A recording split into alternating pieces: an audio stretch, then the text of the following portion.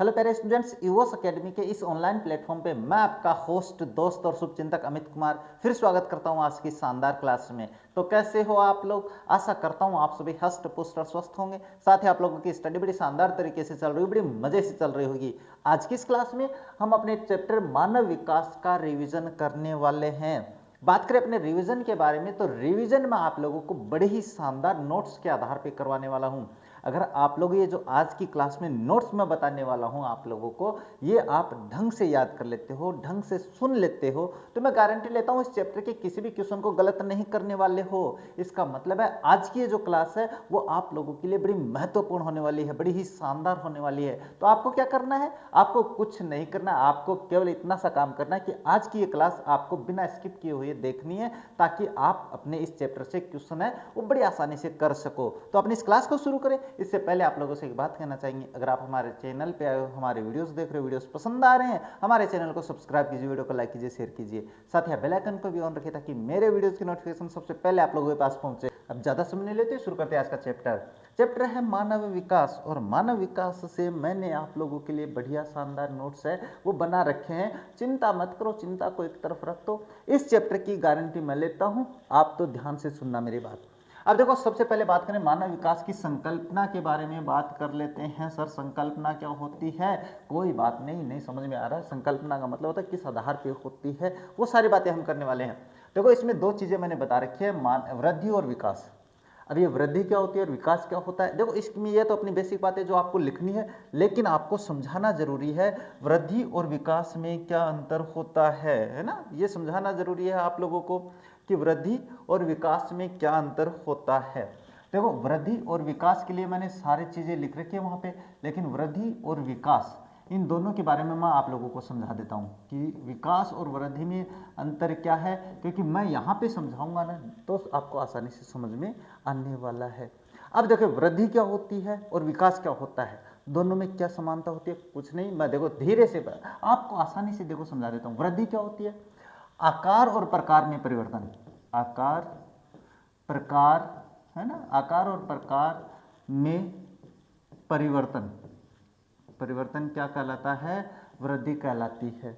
ये बात आगे आने वाली है, चिंता मत करो। विकास, इस आकार प्रकार में परिवर्तन के कारण जो गुणात्मक वृद्धि होती है, क्या होती है रे? गुणात्मक वृद्धि होती है, उसे हम क्या कहते हैं? विकास कहते हैं। तो इसका मतलब ये कोरिलेटेड है, आपस में सहसंबंध है दोनों का। अब वृद्धि और विकास की ये बात तो आपको समझ में आ गई।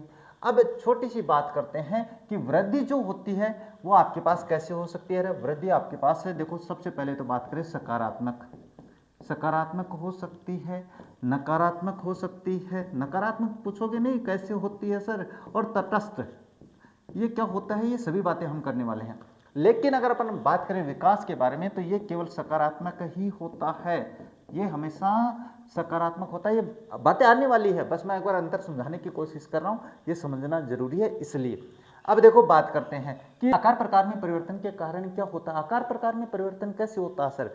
हम बात करेंगे एक 5 साल के बच्चे के बारे में, यानी एक 5 ईयर्स अपने पास बच्चा है, उसके बारे में बात कर लेते हैं। अब इसमें ये जब 5 वर्ष का था तो इसमें वेट तो जो अपना वजन था वो था 15 केजी। जब ये बालक अपने पास 10 वर्ष का हो गया तो इसका वेट हो गया आपके पास 20 केजी। अब अपने पास क्या हुआ कि परिवर्तन, गुणात्मक परिवर्तन कैसे हुआ सर? देखो, ये तो अपने पास सर, ये भाई जब क्या हुआ, वजन बढ़ा कि नहीं बढ़ा? तो आकार प्रकार वजन जो बढ़ोतरी होती है वो तो हो गई वृद्धि।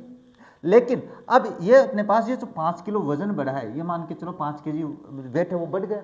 इस वेट के मान के चलो कि जब वो यहाँ पे था, इस उम्र में था, तो यहाँ पे वो मान के चलो 10 केजी वजन है वो उठा सकता था, मान के चलते हैं। और इस अवस्था पे आया तो वो 20 केजी वजन उठा सकता है। तो इसमें गुणात्मक परिवर्तन हुआ कि नहीं हुआ? 5 किलो बढ़ने से उसका वजन उठाने की क्षमता बढ़ी कि नहीं बढ़ी? वो जो क्षमता है उसको अपन गुणात्मक परिवर्तन कहते हैं। अब आया होगा समझ में। अब आगे और समझाऊंगा मैं, फिलहाल आप लोगों को ये जो नजरिया है जो वृद्धि और विकास का, वो तो समझ में आ गया होगा। अब आपको उत्तर कैसे करना है? कोई पूछ ले वृद्धि और विकास की संकल्पना दीजिए, ऐसे आ जाए, या ऐसे पूछ ले वृद्धि और विकास में क्या अंतर है, तो प्रश्न का उत्तर बढ़िया शानदार है। आप लोगों के पास 4 अंक का जो आपके प्रश्न आएगा उसका उत्तर ये है। अब देखो, इसके बारे में बात करते हैं, क्या कह रहा है ये? वृद्धि और विकास का तात्पर्य समय के साथ होने वाले परिवर्तनों से है। वो परिवर्तन क्या है वो मैंने अभी बात करी है आप लोगों से। और उसके बाद लेकिन वृद्धि और विकास में अंतर यह है कि वृद्धि मात्रात्मक होती है। ये मात्रात्मक क्या होता है, जो आकार प्रकार और वजन में चेंज होता है वो मात्रात्मक होता है, यानी जिसे हम देख सकते हैं, जिसे हम महसूस कर सकते हैं, जिसे हम तोल सकते हैं, वो सारी मात्रात्मक परिवर्तन होते हैं। जबकि विकास गुणात्मक होता है।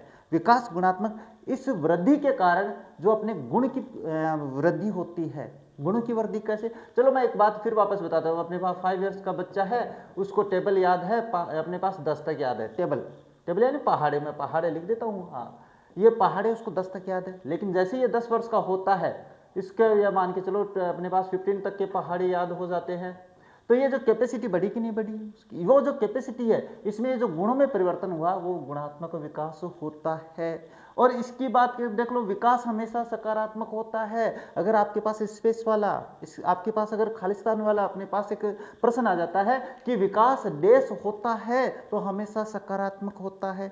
इसके बाद में बात करते हैं नेक्स्ट बात करें तो क्या रखा है, विकास तब, हाँ इसमें एक बात और बात करेंगे, अभी थोड़ी सी आगे बात कर लेते हैं कि विकास तब तक नहीं हो सकता जब तक कि मौजूदा स्थिति में वृद्धि न हो। विकास तब तक नहीं हो सकता भाई। अगर अपने पास ये बालक है 5 वर्ष का है और 10 तक के पहाड़े लिख रहा है, अच्छी बात है, कैपेसिटी बढ़ रही है। लेकिन ये 5 वर्ष का बालक जब अपने पास 10 वर्ष का होता है और उसकी कैपेसिटी मानसिकता इतनी रह जाती है तो उसे विकास नहीं कहते हैं। यही कह रहा है, अगर अपने पास मौजूदा स्थितियों में परिवर्तन आएगा तो ही अपने पास वृद्धि अपने पास विकास हो सकता है, ऐसे नहीं हो सकता है। लेकिन वृद्धि सकारात्मक, नकारात्मक और तटस्थ हो सकती है। यह कैसे सर? हाँ, इसके बारे में आपको समझाना पड़ेगा, बिल्कुल समझाएंगे, हर बात समझाऊंगा मैं आप लोगों को, है ना। क्यों, समझा देते हैं। वृद्धि के बारे में क्या दिया हुआ है वहाँ पे, हाँ वृद्धि के बारे में देखो बात करते हैं। ये दिया हुआ अपने पास, क्या दिया हुआ है कि वृद्धि हमें सकारात्मक हो सकती है, नकारात्मक हो सकती है और तटस्थ भी हो सकती है। तो यह जरूरी नहीं है कि आपके पास वृद्धि है वो सकारात्मक ही हो हमेशा। जैसे एक 5 साल का बच्चा, अपन एक उदाहरण लेंगे 5 साल के बच्चे से ही। अब ये बच्चा जब अपने पास 5 साल का है तो उसका वजन अपने पास 10 kg हो है, ये मान के चलते हैं। लेकिन ये जब अपने पास अपने ये मान के चलते एक बार 7 साल का होता है और 7 साल के बाद में भी इसमें अगर वजन अपने पास क्या है यही रहता है, तो ये अपने पास क्या वजन इसका बढ़ा नहीं है, तो इसका मतलब तटस्थ रही, वृद्धि बढ़ी नहीं, इसकी विकास मतलब इसके अंदर बढ़ोतरी नहीं हुई है, ये तो हो गई तटस्थ। लेकिन मैं कहूँ ये 5 साल का और 7 साल का वापस हुआ और इसके वजन में अपने पास ये पहले 10 किलो का था फिर 9 किलो का हो गया, तो इसमें ऋणात्मक हुआ कि नहीं हुआ? कैसे, कभी नहीं कहते हैं सर हमारा तो जो बच्चों है उसमें वजन घट गया, तो ये वजन जो घटना होता है वो ऋणात्मक कैटेगरी में आता है। और इसके बाद में अगर अपने पास बढ़ोतरी हो रही है, अगर यहाँ पे 5 साल के बच्चे में वो 7 साल का हुआ और उसका वजन अपने पास 15 kg हो गया, तो ये सकारात्मक हो जाती है। ये बात आ गई होगी समझ में, बिल्कुल। अब देखो बात करते हैं, विकास तब होता है जब गुणों में सकारात्मक परिवर्तन होता है। 100% भाई, विकास से तब होता है जब गुणों में सकारात्मक परिवर्तन होता है। और गुणों में सकारात्मक परिवर्तन का मतलब क्या होता है, वो ये होता है कि अगर मैं अपने पास विकास, अपने पास मैं आप लोगों को पढ़ा रहा हूँ, अगर मैं पढ़ता रहूँगा तो मुझे आगे का ज्ञान होता रहेगा, तो वही अपने पास क्या है, सकारात्मक परिवर्तन होता है। पहले आर्थिक वृद्धि और देश के विकास को एक ही माना जाता था। ये पहले की बात, एक पॉइंट बताया मैंने कि अपने पास पहले क्या होता था कि आर्थिक जैसे पैसे कमाए जाते थे देश में तो वे मानते थे कि देश विकसित हो रहा है, लेकिन ऐसा नहीं है। अपने पास पैसे कमाने से विकास नहीं होता है। अब दोनों को अलग अलग माना जाने लग गया है, लेकिन अब इनका अलग अलग अध्ययन किया जाता है। इतनी बात आ गई होगी समझ में, तो ये स्क्रीनशॉट ले लेना, इंपॉर्टेंट है बात। अब चलते हैं अपने आगे की बात करें तो क्या आ रखा है, आगे आ रखा है मानव विकास के बारे में। अब मानव विकास के बारे में ये जो संकल्पनाएं दी गई हैं, मानव विकास की आवश्यकता क्यों पड़ी, यानी मानव विकास के अध्ययन की आवश्यकता क्यों पड़ी, मानव विकास के बारे में क्यों पढ़ना चाहिए, ऐसी भी तो बातें होती है कि नहीं होती। अरे किसी न किसी चीज़ को, मतलब आप पढ़ रहे हो तो आपका कोई न कोई रीजन तो होगा, कोई तो बात करते थे मानव विकास की। ये अवधारणा, ये संकल्पना अवधारणा एक ही बात है। यह अवधारणा 1990 में डॉक्टर महबूब उल हक द्वारा प्रस्तुत की गई। ये नाम याद रखना भाई, महबूब उल हक, यह है पहले व्यक्ति जिन्होंने यह मानव विकास की अवधारणा प्रस्तुत की। भाई हाँ, मानव विकास को पढ़ना जरूरी है कि जान सके भाई मानव आया कहाँ से है, उसका विकास कैसे होता है। अगर ऐसे नहीं आए समझ में तो जब आप बड़े हो जाओगे तो साइकोलॉजी पढ़ोगे, उसमें बिल्कुल यही बातें बताई जाती है। मानव विकास को उस रूप में वर्णित किया जाता है जो लोगों के विकल्पों को बढ़ाता है। यानी कहने का मतलब मानव विकास के बारे में क्या कह रहा है, ये कह रहा है कि उस रूप को वर्णित किया जाता है जो लोगों के विकल्प, लोगों के पास अन्य विकल्प जो होते हैं उनको बढ़ावा देता है कि मैं अपना विकास करने के लिए क्या कर सकता हूँ। आप ये कर सकते हो, आप ये कर सकते हो, आप ये कर सकते हो। मैं अपना विकास करना चाहता हूँ। मैं अपना विकास कैसे करूँगा सर? मैं पढ़कर नौकरी लगूंगा, इससे मेरा विकास होगा। नहीं सर, मैं बड़ा होकर व्यवसाय बनूंगा, इससे मेरा विकास होगा। तो विकल्प देता है भाई, ये जो लोगों के विकल्पों को बढ़ाता है और उनके जीवन को बेहतर बनाता है। इस प्रकार ऐसी परिस्थितियां पैदा करता है जहां लोग सार्थक जीवन जी सकते हैं। वही बात मैं बता रहा हूं कि आप ये बात अपने पास है ना, नोट से ध्यान में रखना। मैं यही बता रहा हूं कि विकल्प देता है मानव विकास, बताता है कि हाँ आपको ऐसे विकास करना है। इसका अर्थ है कि लोग अपनी प्रतिभा का विकास करें, बिल्कुल जैसे मैं कर रहा हूं, आप कर रहे हो। समाज में भाग ले, सामाजिक कार्यों में भाग ले और लक्ष्य को प्राप्त करने के लिए स्वतंत्र हो। लक्ष्य प्राप्ति में हमेशा स्वतंत्रता होनी जरूरी है। अब घर वाले हम पर पाबंद लगा देते हैं कि बेटा ऐसा मत कर, ऐसा मत कर। देखो, कुछ हद तक जो घर वाले हैं उनकी पाबंदी बहुत आवश्यक होती है। बच्चों पे पाबंदी होना ऐसे नहीं है कि उनकी स्वतंत्रता को रोक रहे हैं। पाबंदी होने का मतलब ये है कि वो अपने बच्चों को गलत मार्ग पे जाने से रोक रहे हैं। अब देखो, बात करते हैं इसमें स्वतंत्र होना चाहिए। उसके बाद में प्रोफेसर अमर्त्य सेन के अनुसार, ये नाम याद रखना भाई, बिल्कुल पूछ सकता है, विकास का मुख्य उद्देश्य स्वतंत्रता में वृद्धि है। किसके अनुसार? कि विकास का मुख्य उद्देश्य स्वतंत्रता में वृद्धि है, किनका कथन है? तो बात करेंगे तो प्रोफेसर अमर्त्य सेन का है। चुनाव करने की स्वतंत्रता विकास लाती है, बिल्कुल सीधी बात है भाई। चुनाव करने की स्वतंत्रता विकास ही लाती है। कैसे? ये मान के चलो आप बड़े हो गए, बड़े होने के बाद नहीं कहते हो कि पापा मैं ना नौकरी नहीं लगूंगा, मैं व्यवसाय करूंगा। और अगर आपके पेरेंट्स आपको कहते नहीं बेटा तुझे नौकरी ही लगनी है, तो फिर आप अपना वो विकास नहीं कर पा सकते जिसमें आपकी इच्छा हो। तो इसका मतलब चुनाव करने की स्वतंत्रता विकास लाती है, याद रखना।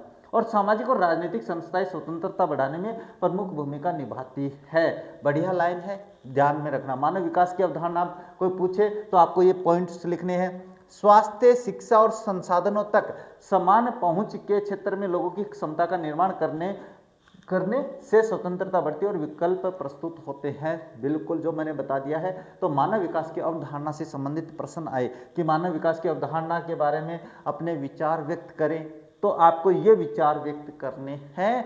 ये आपके विचार मान लो, मेरे विचार मान लो, कुछ भी हो, लेकिन करने यही है। नेक्स्ट बात करें कि मानव विकास के 4 स्तंभ भी होते हैं भाई। अब ये 4 स्तंभ क्या होते हैं? 4 पिलर होते हैं। ये 4 पिलर क्या होते हैं? देखो मैं बता देता हूं। मानव का विकास तभी हो सकता है जब ये 4 स्तंभ, 4 पिलर मजबूत होते हैं। कैसे? मैं बात कर लेता हूं। एक मकान अपन बना रहे हैं, उसके 4 पिलर अपन भर रहे हैं। अगर ये चारों पिलर मजबूत हैं, ये चारों पिलर अगर मजबूत है, तो ये मान के चलो आपका जो मकान है वो 100 वर्षों तक चलेगा। इसी प्रकार से अगर मानव विकास के जो 4 स्तंभ अपन पढ़ने वाले हैं ये मजबूत हैं, ये बिल्कुल वैसे हैं जैसे इसमें बता रखा है, तो आपका विकास बहुत ही चरम सीमा तक चलेगा, बहुत ही उच्च सीमा तक चलेगा। अब ये 4 स्तंभ कौन कौन से? देखो पढ़ते हैं। मानव विकास का विचार विकास के निम्न लिखित 4 स्तंभों की अवधारणाओं पर समर्थित है। यानी जो नीचे अपन ने लिखा है, सबसे पहला क्या रखा है? सबसे पहले आ रखा है समता। समता क्या होती है? समानता होती है, जिसको इक्वालिटी कहते हैं। यानी समानता, समता का मतलब समानता। अब ये समानता क्या है? इसका अर्थ है लिंग, नस्ल, आय, जाति के भेदभाव के बिना सभी के लिए उपलब्ध अवसरों तक समान पहुंच। इसका आसान भाषा में मैं समझा देता हूँ, उत्तर ऐसे ही करना है, लेकिन आसान भाषा में किसी के साथ है ना ऐसे लिंग के आधार पर भेदभाव नहीं होना चाहिए कि ये लड़की है, ये क्या काम करेगी यार, लड़की है नहीं कर पाएगी, अरे यार ये तो लड़का है, नहीं करेगा ही नहीं करेगा पता नहीं, हाँ अरे यार ये मजबूत है, ये कर सकता है ना। तो लिंग के आधार पे भेदभाव नहीं होना चाहिए। नस्ल मतलब वो जो उसकी प्रजाति कैसी है ना, उसके आधार पे नहीं होना चाहिए। आय के आधार पे गरीब अमीर का भेद नहीं होना चाहिए। जाति के आधार पे भेदभाव नहीं होना चाहिए। तब अपने पास क्या है? मानव विकास कर पाएगा। अब ये मान के चलो जाति के आधार पे बताएं तो अपने पास पिछड़ा जो लोग हैं वो क्या है? अपना विकास नहीं कर पाते हैं। अनपढ़ लोग हैं वो अपना विकास नहीं कर पाते हैं। तो अगर उनके साथ भेदभाव नहीं होगा और अनपढ़ लोगों को पढ़ने का मौका दिया जाएगा तो वो भी अपना विकास कर सकते हैं। स्थायित्व क्या होता है? स्थायित्व होता है परमानेंट। परमानेंट क्या होता है? इसका अर्थ है अवसरों की उपलब्धता में निरंतरता, ताकि आने वाली पीढ़ियां भी वर्तमान संसाधनों का उपयोग कर सके। स्थायित्व का मतलब मैं सीधी सी बात आसान भाषा में समझा देता हूँ। अगर हम आज ऐसा एक संसाधन व्यक्त करें, एक ऐसे संसाधन का विकास करें जो आज हमारे तो काम आ ही रहा है, लेकिन वो जो संसाधन है आप लोगों के पास, वो आने वाली पीढ़ी भी काम में लेवे, तब अपने पास क्या है? वो स्थायित्व होता है कि हाँ भाई, हमने एक ऐसा विकास किया है जो आगे, एक ऐसा संसाधन तैयार किया है जो आगे आने वाली पीढ़ी को भी काम आएगा। तो वो होता है स्थायित्व। उत्पादकता क्या होती है? उत्पादकता आप सभी जानते हो भाई। उत्पादकता मतलब उत्पादन करना। क्या होता है? इसका अर्थ है मानव श्रम जिसे लोगों में समताओं का निर्माण करके समृद्ध किया जाना चाहिए, यानी मानव श्रम। मानव श्रम क्या होती है? मानव जो मेहनत करता है उसके बारे में अपन बातें कर रहे हैं। इसके बाद में सशक्तिकरण। ये सशक्तिकरण क्या होता है? मतलब शक्ति का विकास करना। क्या है? देखो, इसका अर्थ है चुनाव करने की शक्ति होना, मतलब शक्ति का विकास करना। ये कोई आया कि हाँ भाई मुझे ये करना है, वो आया कि मुझे वो करना है। दोनों भाई, एक परिवार में दो भाई हैं, मान के चलो एक परिवार में दो भाई हैं, दोनों भाई कहे मैं तो नौकरी लगूंगा यार, ऐसे पार नहीं पड़ने वाली है, तो वो अपनी शक्ति का चुनाव कर रहा है। बात दूसरा भाई कहे यार नौकरी में तो नहीं, मजा नहीं है, नौकरी में तो हम बंध जाएंगे, हम अपना व्यवसाय करेंगे, तो ये उसका चुनाव हो गया। तो इसे होना जो स्वतंत्रता और समता में वृद्धि करके संभव है, बिल्कुल जाहिर सी बात है भाई। ये आपको कोई पूछ ले मानव विकास के 4 स्तंभ कौन से हैं, तो चारों स्तंभ मैंने बता दिए हैं। इनकी व्याख्या थोड़ी सी और बढ़ा के कर देना, आपके 4 नंबर का क्वेश्चन तैयार हो गया है। और अगर अपने पास ऑब्जेक्टिव टाइप क्वेश्चन में आ गए कि 4 स्तंभ कौन से हैं, तो 4 स्तंभ आप लोगों के पास दिए हुए हैं। हाँ सर आप बता रहे हो, बढ़िया बात बता रहे हो, चलो ठीक है। मानव विकास के दृष्टिकोण और उपागम की बात कर लेते हैं, यानी मानव विकास का क्या दृष्टिकोण है, क्या नजरिया है, क्या एटीट्यूड है, वो उपागम अपन पढ़ने वाले हैं। तो देखो, अगर दृष्टिकोण पूछ लिया, उपागम पूछ ले, घबराने की आवश्यकता नहीं है, मैं आसानी से समझा देता हूं, क्योंकि मैं समझाने में बड़ा एक्सपर्ट हूं, है ना। आप तो तारीफ करते नहीं हो। मानव विकास की समस्याओं को देखने या उनका सामना करने के 4 तरीके हैं, कुछ महत्वपूर्ण दृष्टिकोण हैं। देखो, अपन बात करने वाले हैं कि 4 तरीके हैं जिनसे अपन मानव की समस्याओं का निराकरण कर सकते हैं, उसको देख सकते हैं कि हाँ यार इसमें क्या समस्या है। अपने घर में 5 भाई हैं, 5 भाइयों में अपने पास एक भाई गरीब रह गया, यार क्या समस्या है इस भाई के साथ, ऐसे गरीब कैसे रह गया ये। हाँ देखो क्या है, सबसे पहले आय का दृष्टिकोण होता है। ये आय क्या होती है? आय अपनी इनकम होती है। ये पहला दृष्टिकोण है जो आपके पास मानव का क्या समझता है, मानव की समस्याओं का ध्यान रखता है। देखो, यह दृष्टिकोण विकास को आय से जोड़ता है, बिल्कुल जाहिर सी बात है, जितनी आय होगी उतना उसका विकास होगा, ये मानता है ये दृष्टिकोण। क्या है? क्योंकि ये मानता है कि आय उस स्वतंत्रता के स्तर को निर्धारित करती है जिसका व्यक्ति आनंद लेता है। बिल्कुल सीधी सी साफ सुथरी बात है। अगर आपके पास आय का साधन है तो आप अपने जीवन का आनंद ले सकते हो, आप अपने जीवन में स्वतंत्रता महसूस करते हो। लेकिन आपके पास आय का संसाधन नहीं है तो वो नहीं कर पाओगे आप लोग।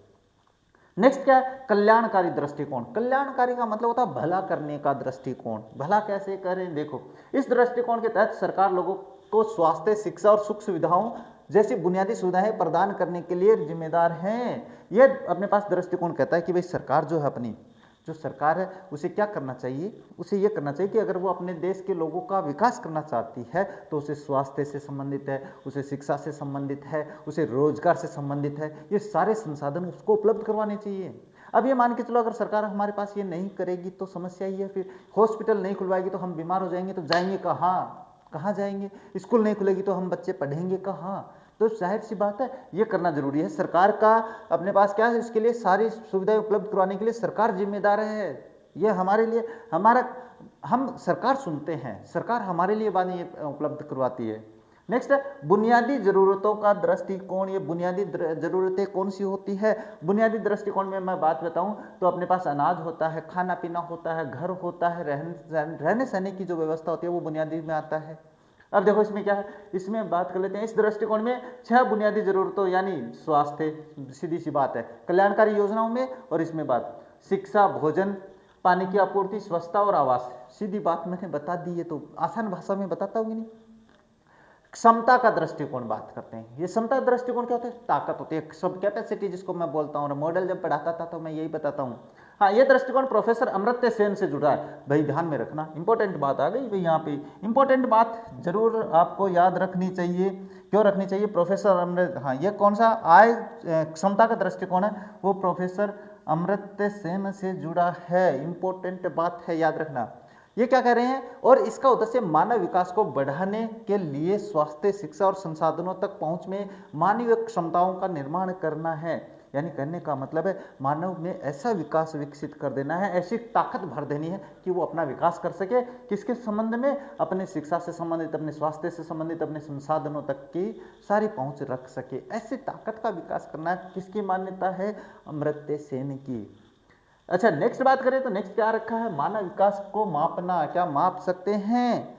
बिल्कुल माप सकते हैं भाई, मानव विकास को मापा जा सकता है। चलो बात करते हैं क्या है, ये ध्यान में रखना भाई। प्रश्न आ जाए, क्या प्रश्न आ जाए, मानव विकास को मापने का क्या नजरिया है, उसके क्या क्या पहलू है, वो आपको देखने हैं। प्रश्न इंपॉर्टेंट बनता है। अभी लिख देता हूं मैं आप लोगों के लिए, क्योंकि मुझे बताना पड़ता है कि आपको ये पढ़ना है, लेकिन आप पढ़ते नहीं हो। हाँ, चलो देखते हैं। मानव विकास को मापने के निम्नलिखित तरीके हैं। सबसे पहला तरीका आता है मानव विकास सूचकांक। क्या आता है भाई? मानव विकास सूचकांक। इसको इंग्लिश में क्या कहते हैं? HDI कहते हैं। इसकी फुल फॉर्म क्या होती है सर? इसकी होती है human development index. Development index. Index की स्पेलिंग आ जाएगी क्या? आ जाएगी भाई, आ जाएगी। ये इंडेक्स INDEX। तो अब ध्यान में रखना, कोई फुल फॉर्म पूछ ले तो मानव विकास सूचकांक है ना, HDI आपके पास ऑप्शन में आ गया, कहते इसका फुल फॉर्म क्या है, तो ध्यान में रह जाएगी। अब ध्यान में रहेगी ना? हाँ बिल्कुल रहेगी सर। ठीक है, देखो क्या है मानव विकास सूचकांक, आखिर क्या है भाई? देखो इसके बारे में छोटी सी बात करते हैं। मानव विकास सूचकांक क्या है कि अपने अंतर्राष्ट्रीय स्तर पर एक अंक बताया गया है। अंक क्या बताया गया है? 0 से लेके 1 तक, 0 से लेके 1 तक के बीच में अपने पास मानव सूचकांक को इंगित किया जाता है। हाँ, ये भी प्रश्न ठीक है भाई कि मानव विकास सूचकांक को इंगित किया जाता है, अंकित किया जाता है। तो 0 से 1 के बीच में इंगित किया, अरे मतलब इंगित किया जाता है। अरे मैं भी तो अब क्या करें, तो आप लोगों को पढ़ाते पढ़ाते हो जाती है, कभी कभी ऊपर नीचे हो जाता है। हाँ, गौर मत किया आग्रह से। चलो बात करते हैं ये 0 से कैसे। तो इसमें अपने पास पॉइंट्स में आगे चल रहे हैं, आगे हर चीज़ आने वाली है, बस मैं बता रहा हूँ, ये बात ध्यान में रखना और इसकी फुल फॉर्म याद रखना। हाँ देखो, मानव विकास को मानव विकास सूचकांक HDI जो मैंने लिखा है के माध्यम से मापा जाता है। बिल्कुल सीधी सी बात है। जो स्वास्थ्य, शिक्षा और संसाधनों तक पहुंच के प्रमुख क्षेत्रों में उनके प्रदर्शन के आधार पर देशों को 0 से, अच्छा इसमें लिखा हो भी है, 0 से 1 के बीच रैंक करता है। बिल्कुल सीधी सी बात है। कैसे करेगा आगे बताऊंगा, अभी नहीं, अभी ये समझेंगे। यह स्वास्थ्य, शिक्षा और संसाधनों तक पहुंच को दिए गए भारों का कुल योग है भाई। यानी कहने का मतलब कुल सारांश अपन निकालते हैं कि स्वास्थ्य कैसा जी रहा है व्यक्ति। इसके अलावा बात करें उसकी शिक्षा कैसी चल रही है, उसका संसाधनों तक पहुंच कैसी है, इन तीनों को सारांश को सब निकाल जोड़कर इनका योग किया जाता है, तब आपके पास इसका बीच का अंक दिया जाता है। यानी कहने का मतलब ये तीनों में से एक का, ये स्वास्थ्य अच्छा नहीं है, ये ठीक है, तो उसका अंक कम हो जाएंगे। ये इस तरीके से आगे और आने वाला है। स्वास्थ्य तक पहुंच का सूचक जन्म के समय जीवन प्रत्याशा है। ये देखो क्या कह रहे, स्वास्थ्य तक पहुंच का जन्म सूचक, जो सूचक है जन्म के समय जीवन प्रत्याशा है। जीवन के समय जीवन प्रत्याशा क्या होती है? जीवन प्रत्याशा होती है उसकी उम्र क्या होती है, उम्र से लिया जाता है जीवन प्रत्याशा, कि उस समय अपने पास एक एवरेज निकाला जाता है भाई। हाँ, आज अपनी जो उम्र है वो लगभग 70 से नीचे अभी अपनी जो जीवन प्रत्याशा है वो 70 से नीचे अपनी ये माना जाता है कि 70 वर्ष की आयु है वो अपने पास मैक्सिमम है एक लेवल पे, उसको कहते हैं जीवन प्रत्याशा। अब याद रहेगी। हाँ सर। ज्ञान तक पहुंच का सूचक वयस्क साक्षरता दर है। साक्षरता दर जो आपके पास अपने जो देश है उसकी साक्षरता कितनी है वो है। तो अपने पास शायद अपनी मेरे साक्षरता का थोड़ा ध्यान में कमी है भाई, मैंने बहुत पहले पढ़ा था, तो बताएंगे आपको ये साक्षरता दर। चिंता मत करो, हर चीज समझाऊंगा मैं। और सकल नामांकन अनुपात है और संसाधनों को क्रय शक्ति के संदर्भ में मापा जाता है। सीधी सी बात है, अगर कोई पूछे मानव सूचकांक को मापना है तो पहला तरीका मैंने बता दिया है। दूसरा तरीका बात करें तो आता है मानव गरीबी सूचकांक। ये आता है। तो ये देख लो अपने पास क्या है, ये सूचकांक मानव विकास में कमी को मापता है। ध्यान से सुनना मेरी बात को। यह सूचकांक 40 वर्ष तक जीवित न रहने की संभावना, वयस्क साक्षरता दर, स्वच्छ पेयजल की कमी वाले लोगों और कम वजन वाले बच्चों की संख्या पर आधारित होता है। याद रखना भाई। अब बात करें मानव गरीबी सूचकांक, मतलब क्या होता है, तो HPI होता है, ह्यूमन पॉवर्टी इंडेक्स। क्या होता है, ह्यूमन पॉवर्टी इंडेक्स होता है। ये मैंने बता दिया भाई। अब आपको कोई पूछे मानव विकास को मापना है या उसके मानव विकास को मापने का वर्णन कीजिए या मानव विकास के मापने के संदर्भ में अपने बिंदु रखिए, तो आपको 2 बिंदु रखने हैं। एक तो ये रखना है, इसमें 2 पॉइंट लिखने हैं, इसके बाद में एक ये पॉइंट लिखना है। अब बात करते हैं संयुक्त राष्ट्र विकास कार्यक्रम UNDP। बढ़िया है ये। अच्छा यहाँ पे लिखा हुआ भी है, मैं सारी चीज आपके लिए बना के रखता हूँ। संयुक्त राष्ट्र विकास कार्यक्रम UNDP 1990 से मानव विकास सूचकांक और मानव गरीबी सूचकांक को मापकर मानव विकास की रिपोर्ट प्रकाशित करता है। सीधी सी बात है भाई। कहने का मतलब है UNDP जब ये अपने पास 1990 से क्या कर रहा है, HDI के तहत लोगों के सूचकांक देता है कि कौन से देश में लोग हैं वो अच्छे तरीके से रह रहे हैं। ये सारे सूचकांक भी तो ध्यान में रखना। मानवीय सूचकांक और HPI यानी HDI और HBI है ना, HDI और HPI कौन तैयार करता है, तो UNDP करता है। कब से कर रहा है, 1990 से कर रहा है। तो अब कर सकते हो, हाँ सर बिल्कुल। अब बात करते हैं सकल राष्ट्रीय खुशी, ये क्या है। सकल राष्ट्रीय खुशी को क्या बोलते हैं, GNH बोलते हैं। ये क्या होता है, ग्रोस, मैं लिख देता हूं यहाँ पे, क्या होता है भाई, ग्रोस, उसके बाद है नेशनल है, और उसके बाद है हैप्पीनेस। ये होती है इसकी फुल फॉर्म, याद रखना भाई, है ना, ये याद रख लोगे आप लोग। अब देखो क्या है, ये सकल राष्ट्रीय खुशी, अच्छा GNH यहाँ पे भी है, जो मानव विकास का एक और पैमाना है भाई। मानव विकास को मापने का पैमाना है ये भी एक तरीके का। और भूटान दुनिया का एकमात्र देश है जो GNH के जरिए देश की प्रगति को मापता है। बिल्कुल, यानी अपने पास भूटान एक ऐसा मात्र देश है जो GNH के माध्यम से देश के विकास को मानता है कि भाई जहाँ पे जितने लोग ज़्यादा खुश रहते हैं वो उतना ही अपने पास क्या विकसित देश होता है। ये भूटान का मानना भी, अपना नहीं है। देश के जो प्रगति को मापता है। GNH विकास के गुणात्मक पहलू को प्रोत्साहित करता है। याद रखना भाई, गुणात्मक पहलू क्या होता है, गुणों में, यानी बड़े खुश रहते हैं भाई इससे। यानी मैं कहूँ कि यार एक परिवार अपना यहाँ पे रह रहे, वो परिवार तो पता नहीं कैसे, पैसे हैं तो भी ऐसे रह रहा है, और एक परिवार गरीब है जो खुश रह रहा है। अब वो जो खुश रह रहा है उसको मानता है भूटान कि हाँ ये प्रगति का माध्यम है भाई, विकसित माध्यम है ये देश। अब ये ध्यान में रखना। इसके बाद आगे चलते हैं, क्या आएगा इसके बाद में बात करते हैं अंतर्राष्ट्रीय तुलना के बारे में बात करते हैं। राष्ट्रीय स्तर पे, अंतर्राष्ट्रीय स्तर पे देशों में करते हैं बातें, ऐसे थोड़ी। क्या देखो, विभिन्न देशों के मानव विकास की तुलना करने पर यह पता चलता है कि भूभाग का आकार और प्रति व्यक्ति आय का मानव विकास से सीधा संबंध नहीं है। याद रखना भाई, यानी कहने का मतलब है भूभाग और आकार, प्रकार, प्रति व्यक्ति आय, ये सारा क्या मानव विकास से सीधा संबंध नहीं है। नहीं, बिल्कुल नहीं है। हाँ, तुलना के लिए देशों को उनके द्वारा अर्जित मानव विकास स्कोर के आधार पर 4 समूहों में वर्गीकृत किया गया है भाई। ध्यान में रखना, तुलना के लिए देशों को उनके द्वारा अर्जित मानव स्कोर का मतलब HDI में स्कोर कैसा है, उसको 4 समूहों में वर्गीकृत किया गया है। ये ध्यान में रखना भाई। ये 4 वर्गीकृत कौन से हैं, ध्यान में रखना। मानव विकास का अत्यंत उच्च स्तर, ये तो होता है अपने पास से जो विकास का अत्यंत उच्च स्तर है, वो क्या है, स्तर है वो क्या है, देखो 0.802 से ऊपर स्कोर करने वाले देशों को इस श्रेणी में रखा गया है। इस समूह में 49 देश हैं भाई। ध्यान में रखना, उच्च स्तर का जो HDI स्कोर है वो क्या है, 0.802 से ऊपर का जो स्कोर होता है वो अपने पास क्या है, अपने अत्यंत उच्च स्कोर में आता है। और इसमें कितने देश मिले, 49 है। बहुत उच्च मूल्य सूचकांक वाले शीर्ष 10 देशों में नॉर्वे सबसे ऊपर है। याद रखना, ऑस्ट्रेलिया है, नीदरलैंड है, संयुक्त राज्य अमेरिका है, न्यूजीलैंड है, कनाडा, आयरलैंड है, लिechtenstein है, जर्मनी और स्वीडन है। ये 10 देश नाम याद रखना भाई। हाँ, सबसे उच्च जिस शीर्ष में जो बात करते हैं उसमें सबसे ज़्यादा है नॉर्वे का। इस समूह के देश शिक्षा और स्वास्थ्य सेवा प्रदान करते हैं, जो एक महत्वपूर्ण सरकारी प्राथमिकता है, और साथ ही सामाजिक क्षेत्र में भी काफ़ी निवेश करते हैं। यानी कहने का मतलब इस समूह के ये जो देश हैं, इस समूह के लोग क्या करते हैं, शिक्षा और स्वास्थ्य सेवाएं बिल्कुल फ्री प्रदान करते हैं, जो क्या होता है एक महत्वपूर्ण सरकारी प्राथमिकता है।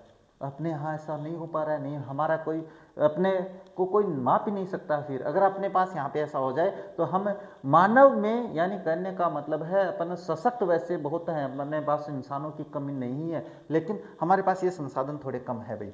इसके बाद में बात करते हैं नेक्स्ट आता है मानव विकास का उच्च स्तर। वो तो हो गया अति उच्च, यानी अत्यंत उच्च स्तर हो गया।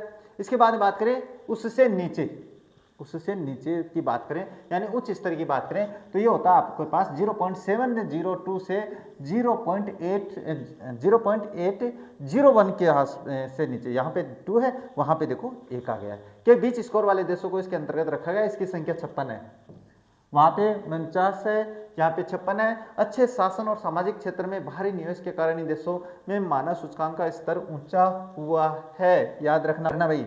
अब बात करते हैं मानव सूचकांक का मध्यम स्तर। मध्यम स्तर क्या होता है, जिसमें अपने पास मध्यम कैटेगरी में आते हैं। इसमें देख लो 0.5552, यानी यहाँ से इससे कम हो जाएगा, 0.701 के बीच स्कोर करने वाले देशों को इसके अंतर्गत रखा गया है। इस समूह में 39 देश आते हैं, 39 देश आते हैं। इनमें से कई देश पूर्व उपनिवेश थे और वे राजनीतिक अस्थिरता के साथ साथ उच्च सामाजिक विविधता का सामना कर रहे हैं। इसके बाद में बात करते हैं मानव विकास का निम्न स्तर।